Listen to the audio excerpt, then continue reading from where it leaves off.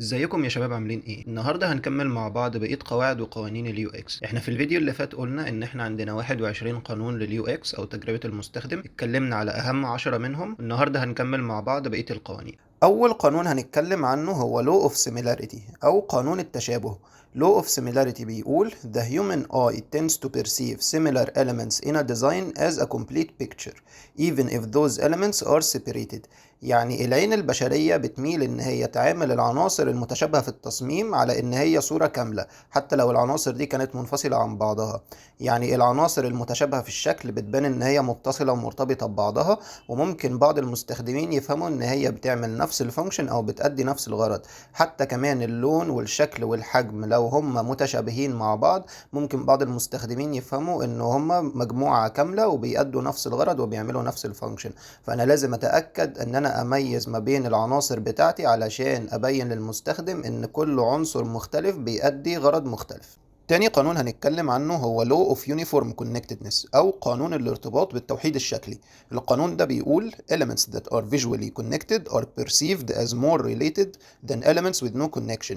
يعني العناصر المتشابهة في الشكل بتبان إن هي متصلة ومرتبطة ببعضها أكتر من العناصر اللي مش بتشبه بعض. فأنا محتاج إن أنا أجمع العناصر المتشابهة في التوظيف اللي بتأدي نفس الفانكشن من خلال إن أنا أوحد أشكالهم باستعمال الألوان أو الخطوط أو أي أشكال تانية. كمان أنا ممكن إن أنا أربط العناصر ببعضها، إن أنا ممكن أربطهم بسهم أو بخط علشان أخلق اتصال بصري وأعمل بينهم تسلسل علشان المستخدم يعرف يبين إن العناصر دي متشابهة ببعضها في التوظيف وبيكملوا بعض. القانون اللي بعد كده عندنا هو باريتو برينسيبل أو مبدأ باريتو. باريتو برينسيبل بيقول 80% of effect come from 20% of the cause. يعني في حالات كتير 80% من النتائج بتعتمد على 20% من الأسباب.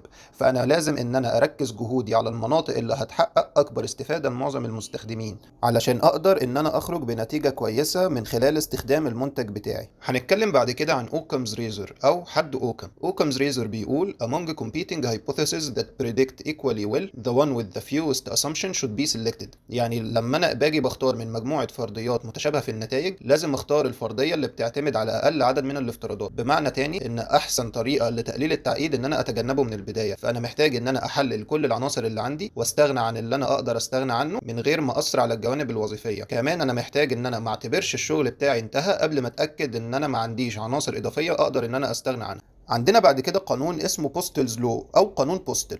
القانون ده بيقول be liberal in what you accept and conservative in what you send. يعني خليك مرن في اللي بتقبله ومتحفظ في اللي بترسله. يعني خليك متعاطف ومرن ومتسامح مع أي فعل من الأفعال المختلفة اللي ممكن المستخدم يقوم بيها، ومع أي رأي من الآراء اللي ممكن يقدمها لك. كمان توقع إن أي حاجة ممكن تحصل من خلال الصلاحيات أو الإمكانيات أو المدخلات والإنبوتس اللي ممكن النظام يقدمها، وجهز لها مع الحفاظ على واجهة سهلة ممكن الاعتماد عليها. كمان كل ما عدد الاحتمالات المخطط ليها زاد في مرحلة التصميم، كانت النتائج أكتر متانة ومرونة. وفي الآخر خليك متقبل كل أشكال المدخلات والإنبوتس اللي المستخدم ممكن يقوم بيها وترجمها علشان تناسب متطلبات النظام. وفي الآخر لازم توفر ردود وتعليقات واضحة للمستخدم. تاني قانون عندنا هو Serial Position Effect أو تأثير الموقع التسلسلي. القانون ده بيقول Users best remember the first and last items in a series. يعني المستخدم بيميل إن هو يفتكر أول وآخر عنصر في أي تسلسل بشكل أفضل من باقي العناصر. فأنا لو عندي عناصر مهمة عايز أجذب انتباه المستخدم ليها، أحطها يا إما في أول القائمة يا إما في آخر القائمة، والعناصر الأقل أهمية أحطها في النص عشان المستخدم بيفتكر العناصر اللي بتبقى في أول القائمة أو في آخر القائمة. فلو أنا مثلا بعمل نافيجيشن منيو، أحط العناصر المهمة يا إما في أقصى اليمين يا إما في أقصى الشمال، العناصر الأقل أهمية أحطها في النص. عندنا قانون تاني اسمه تسلرز لو أو قانون تسلر اللي بيقول For any system there is a certain amount of complexity which cannot be reduced. يعني في أي نظام في كمية محددة من التعقيد ما ينفعش إن أنا أبسطها أو أقلصها. بمعنى إن كل العمليات ليها نسبة تعقيد محددة وأساسية ما ينفعش إن أنا أبسطها بالتصميم، وبالتالي لازم حد يواجهها، يا إما المستخدم يا إما النظام. فأنا لازم أحرص وأخلي بالي إن المستخدم هو اللي يواجه أقل كمية تعقيد ممكنة من خلال إن أنا أتعامل مع كمية التعقيد دي في خلال فترة التصميم وتطوير المنتج. ولازم أحرص وأخلي بالي إن أنا ما بلغش في كمية التبسيط في الواجهة.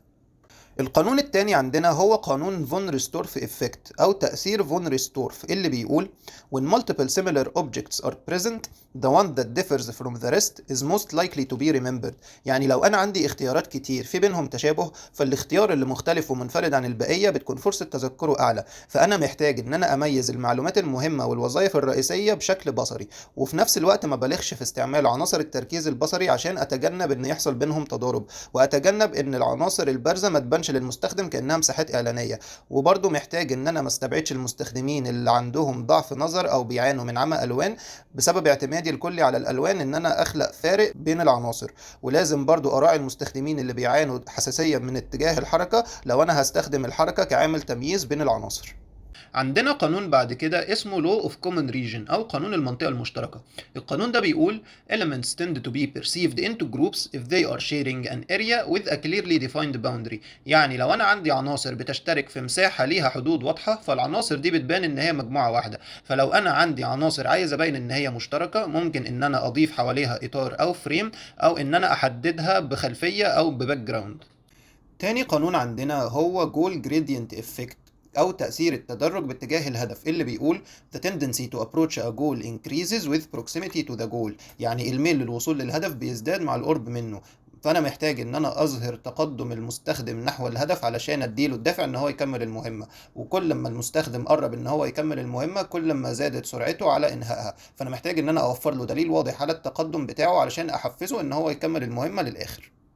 القانون اللي بعد كده عندنا هو دوهرتي ثريشولد اللي بيقول productivity soars when a computer and its user interact at a pace less than 400 millisecond that ensures that neither has to wait on the other. يعني الانتاجية بتزيد لما الكمبيوتر والمستخدم بيتفاعلوا مع بعض في وقت اقل من 400 ملي ثانية، وده بيضمن ان محدش فيهم بيستنى التاني. فانا لازم احرص واخلي بالي ان انا ازود المستخدم بردود من السيستم او من النظام في خلال 400 ملي ثانية، وده بيحافظ على انتباه المستخدم وفي نفس الوقت بيزود الانتاجية. ولازم ان انا استخدم دلالات بتبين الانجاز، وده بيحسن من وقت الاستجابه وبيخفف من شعور المستخدم بالانتظار. فلو انا عندي عمليات بتشتغل في الخلفيه زي مثلا عمليه تحميل او لودنج، ممكن ان انا استخدم عناصر متحركه زي لودنج سكرين. فوجود عنصر بصري بيخلي وقت الانتظار مقبول اكتر حتى لو مش دقيقه 100%.